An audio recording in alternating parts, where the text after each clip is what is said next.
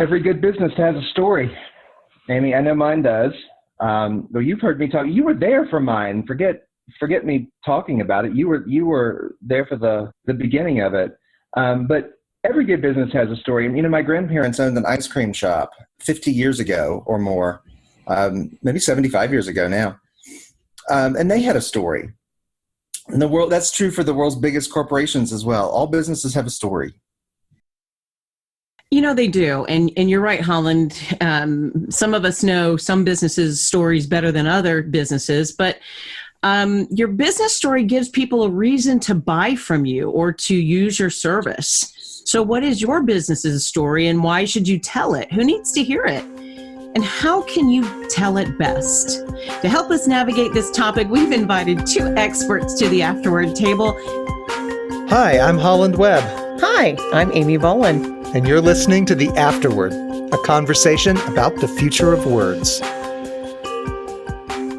Mary Catherine Kunze is the founder and CEO of Uniquely MC, which focuses on one-of-a-kind handmade handbags, and they are gorgeous.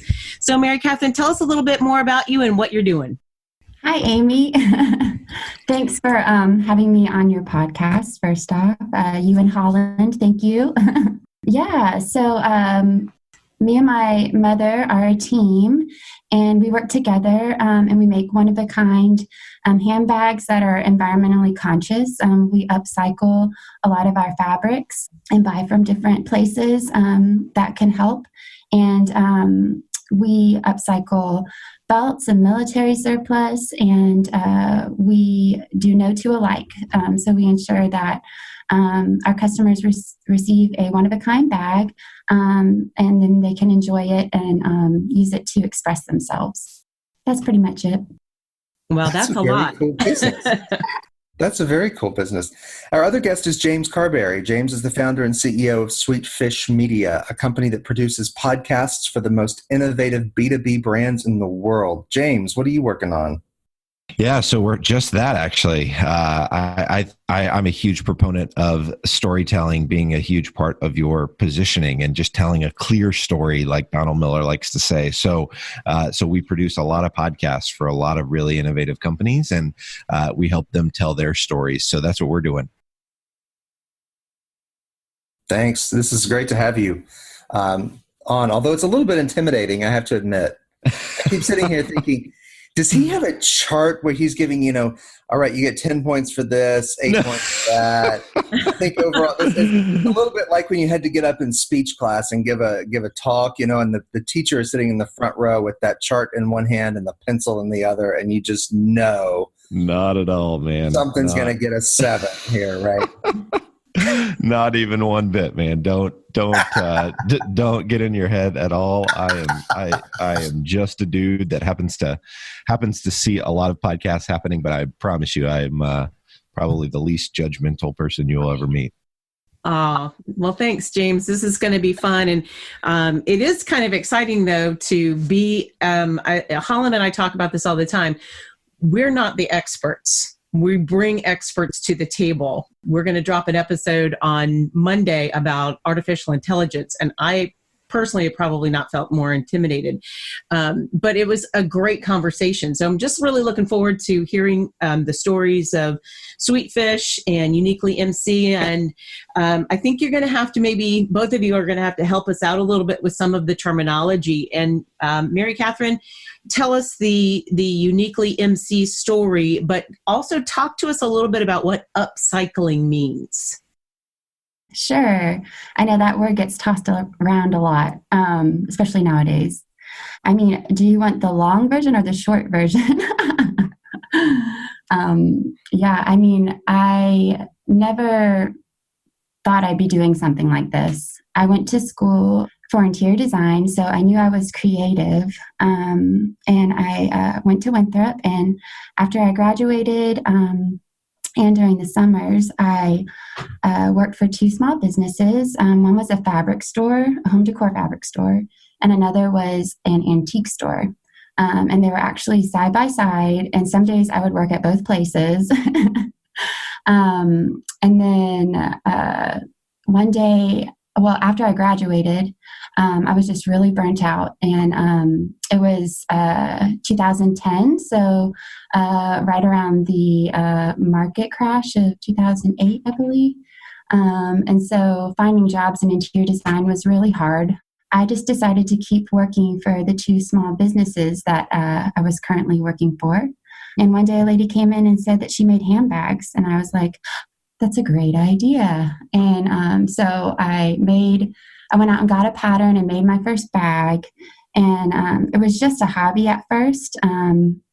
But over time, grew and grew. And if you think about your time in percentages, it became something more and more that I was investing in, and I was working retail less and less. Yeah. Eventually the antique store where I worked had to close their doors. And so it was just the fabric store and making bags. I think it had gotten to the point where I was like only working 1 day a week retail, and every other Saturday. And I was about to ask for all Saturdays off. And then the fabric store told me they were closing their doors. And God had really gotten me to a place where I was at peace stepping forward, which is just so cool how just seeing God's hand in all of that. And because for people who don't know me, it was a very long journey to get to that point. I think I worked retail and did this part-time for 6 years. And 2017 is when I went full-time, and my mom joined me full-time as well in that year. And so this is my 3rd year in business, full-time. Yeah. And please tell everybody what your mom's name tag says. It has her name, Sherry Kunze, and then mom. I love it. I love it. But isn't she something your senior apprentice? Yes. Yeah. We need to come up with a new title because she's definitely graduated from that. Okay. And tell us what upcycle means. Right. So upcycling is taking something and using it for a different purpose than it was originally used for. We upcycle military canteen straps. So usually that would be used by the military for different things like canteens and for different bags that they need to carry. And so we've taken those and used them for straps on our backpacks or for straps for our fanny packs. And then belts, are supposed to be worn to hold your pants up, but we're upcycling them and using them into straps for our handbags. And so there are a lot of really great discarded belts in the world, and we go and find them and rescue them. I love that. That's awesome. So James, tell us your story about Sweetfish. What's the story behind that? And maybe you need to explain what B2B means. Yeah, so B2B means business to business. So we're working with companies that are selling their product or their service specifically to other companies. And the story really started probably back in 2008, when my roommate's brother-in-law won a sweepstakes through an old phone company called Alltel. It was one of those things where he was texting, he texted football to 5781 or one of those things you see on TV on a commercial, and you're like, nobody ever actually wins those, but he texted the number in and actually won the sweepstakes where him and 9 of his friends got to a professional football game of his choice, and so he chose to go to a Dallas Cowboys game in New York City. And he had just moved to Oklahoma, didn't have a lot of friends in the area. So he reached out to his brother-in-law and said, hey, I just won the sweepstakes to go to New York City and watch a Cowboys-Giants game. Do you have some buddies that want to go? And so my roommate obviously picked up the phone and called and asked if I wanted to go. I thought he was kidding. And sure enough, he was not. It ended up being a trip that changed the course of my entire life. So I got to go on that trip. Got to hang out with Barry Sanders while we were there, got to sit in the suite and watch the game with Barry. And over the course of that trip, there was a guy named Jeff that was there taking care of all the logistics for the entire experience. So he had chartered the jet, he had rented the limo bus. Everything that happened on that trip logistically happened because of Jeff. And I ended up just hitting it off with Jeff. We talked about faith, we talked about family, we talked about business. And I just really was really intrigued by his story and and was asking a lot of questions. And because of that, we ended up building a pretty genuine relationship just over the course of the day there in New York City. And come to find out, Jeff is actually the CEO of this global logistics company. He just happened to be in New York City or liked New York City. And so he wanted to kind of be boots on the ground for this particular trip to make sure that a bunch of 22-year-old kids didn't wreck the private jet that he was chartering. So we got to form a relationship starting that day, and we ended up staying in touch.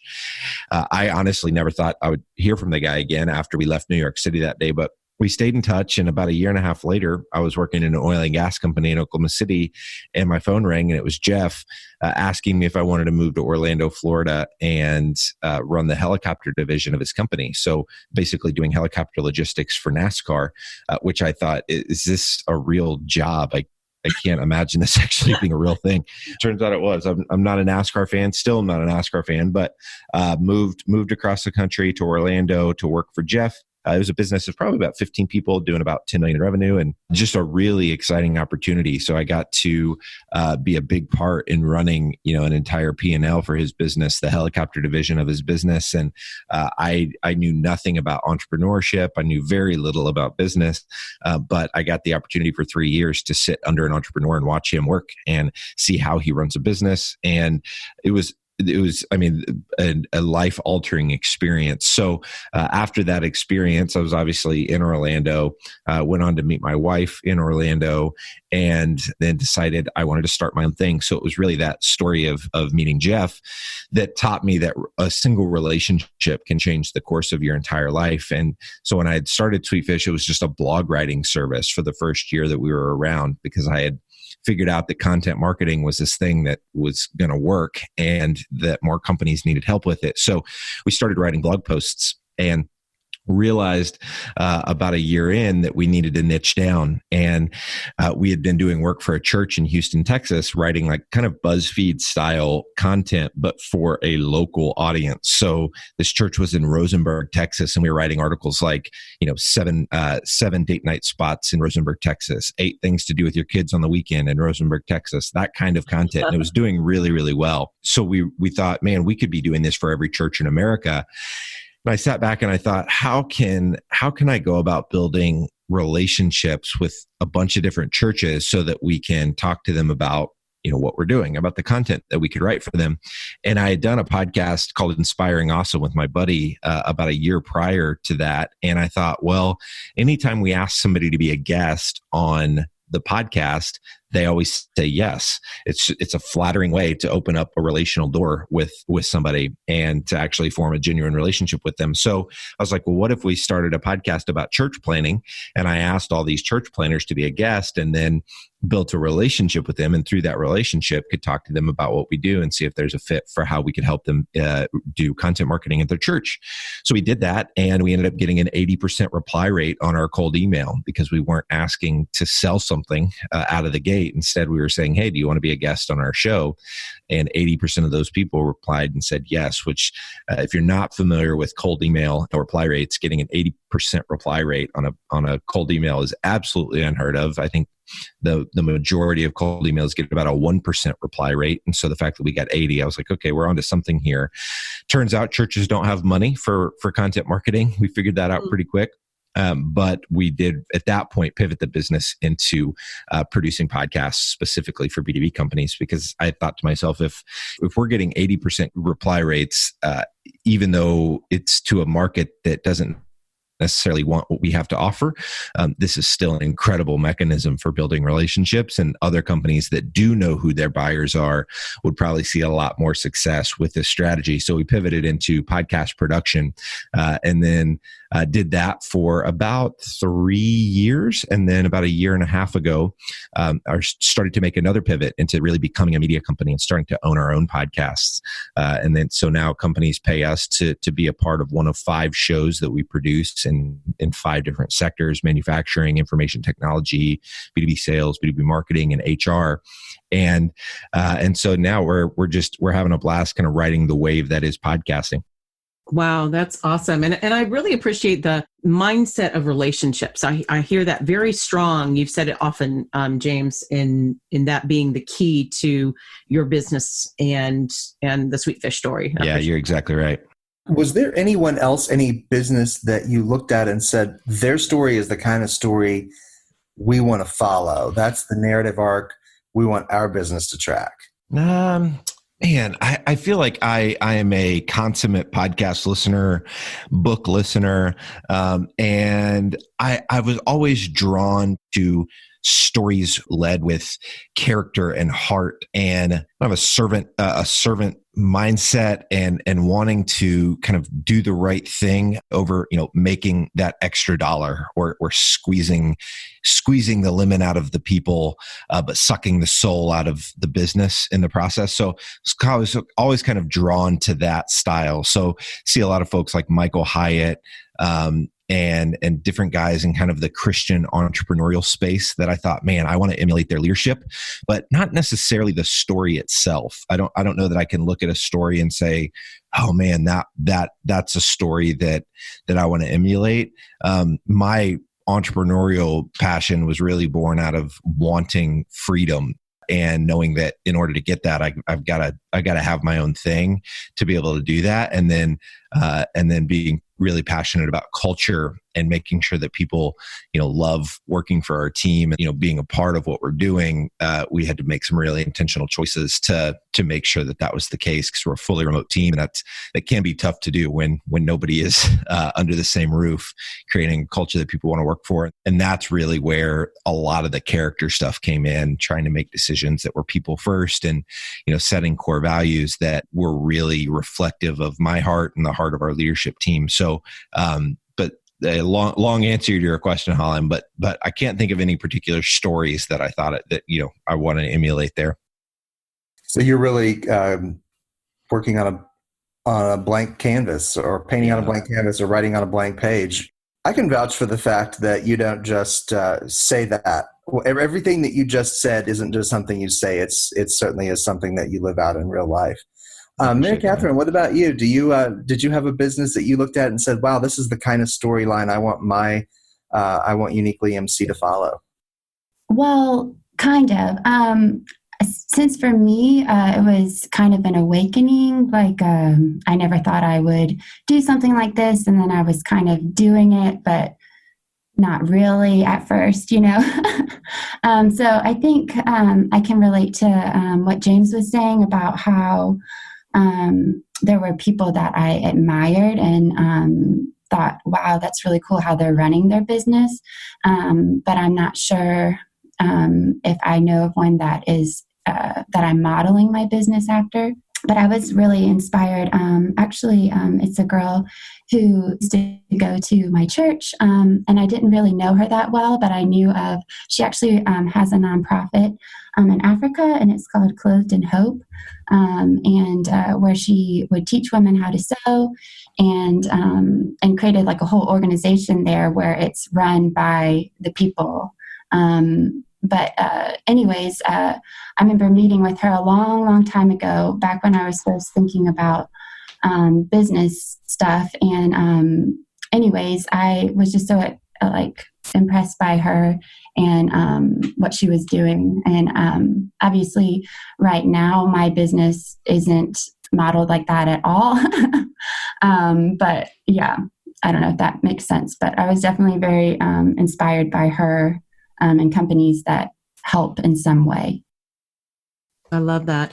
But Mary Catherine, I do know that you kind of sat at the feet of a mentor in some of your early years. I thought your mom did some art shows and stuff, and you tagged along. That's so true. Yeah. So you really were able to kind of from the ground up see some good modeling. Yeah, it's funny. It's like maybe it's in my DNA, So my mom used to own a crafting business. She used to have a basket weaving business, and she also used to, I think it was called the Victorian Garden, but she would take cement like bunnies and miscellaneous things and decorate them and sell them at craft shows. But anyways, yeah, so I probably got a lot of that drive from my mom. And also my dad is a small business owner as well. And I always work for small businesses. So, you know. Yeah, well, you are an artist as well as an entrepreneur, and I can truly attest to that. So how does your training in visual arts help you share your business's story effectively? Yes, we are living in a visual world. So having visual arts training is definitely helpful. And I find that when you're a creative person, it kind of comes out in so many different ways. I would definitely not say I'm an expert in marketing or anything like that. But yeah, I mean, it's definitely very helpful. Not only creating something that's creative, but then thinking through how to creatively put it into the world and get people's attention, I guess. Yeah, and you've used that pretty well with platforms like Instagram and things like that are more visual. I have seen that. And then you've also been able to capitalize on that maybe with partnering with some other businesses that also use a visual platform. I'm thinking of some of the places where you might sell some of your products in their stores. That's been something that's helped to share your business story a little bit. Yeah, I think that when you're a creative and a small business owner, you almost form like a sub community. And I know not everyone's from Columbia, but we had an art center on Main Street in Columbia, which recently had to close its doors, but we relocated down into 5 Points in Columbia, and we are still a small collective of artists. And so you really do become like family with them, and you want to support them. You want them to do well, and they want you to do well. And so it's a very like nurturing community. And also 5 Points is a huge hub for small businesses. That's funny, a huge hub for small businesses. So yeah, like it's that feeling of we're all in this together, and especially in these times with all that's going on, just trying to find ways to support each other, and you get ideas and you try to help where you can. So I love that. That's awesome. Well, James, you help other companies tell their stories, right? That's your part of your mission, part of your purpose. What's your best advice to new entrepreneurs who are saying, I know I need to tell the story of what I do and why I do it and how I do it, but I don't know how? Yeah, Holland, that's a great question. I mean, I think a lot of it comes down to authenticity and making sure that someone is telling a story that's real. So often, especially in the world of B2B, we try to put on this hat of making ourselves look like we've got it all together and making everyone else think that we have all the answers. But the reality is we don't. And I think the brands that are more authentic in sharing what they know, but also acknowledging what they don't, and leading with that, and not trying to position themselves as somebody that has the answer for all things.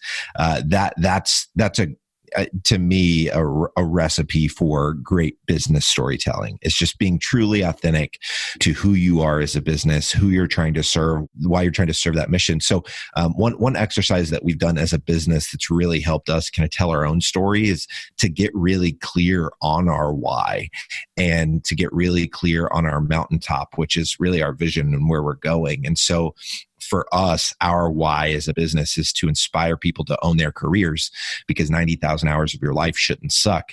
And that was really born out of, me just seeing some research that says that, the average person spends 90,000 hours of their life at work. But according to a study from Deloitte, 87% of Americans have no passion for what they do. And I just think that's heartbreaking that 87% of Americans go to work every day and don't have passion for what they spend.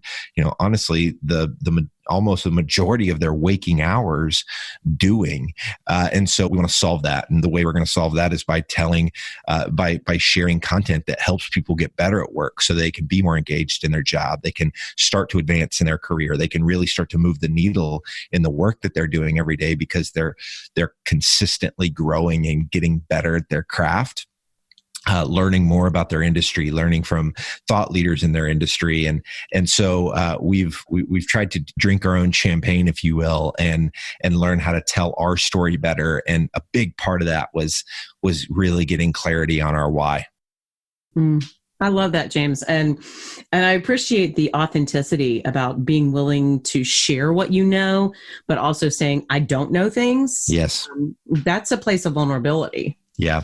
And it wins people to you. So many people think that when you're vulnerable, people are going to think that you're weak and they're not going to want to do business with you. But I've found that it does the opposite whenever you lead by saying, hey, this is, I don't know much here, or man, I really screwed this up. I've just noticed and it works internally and externally. I think when we train our producers to, have conversations with proactive conversations with our customers saying, hey, this deadline's going to have to get pushed because we really dropped the ball here. Our writing team is understaffed, or, whatever that problem is, communicating it, being vulnerable, putting your cards on the table, it actually wins people to you as opposed to what people think, which is that it turns people away. And I've just found that that's not the case. Yeah, boy, that is such a powerful piece of information. So, James, what is an essential element we need to understand as far as telling your business a story? Man, an essential element, I would go back to authenticity and understanding your why.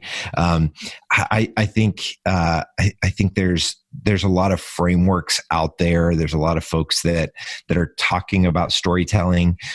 The guy that stands out to me the most is a guy named Donald Miller, and he wrote a book called Building a Story Brand, and that book has a really systematic kind of definition for how to go about building your company's story, how you really start with the problem, and instead of leading by talking about yourself, talking about the problem and really pressing into the problem.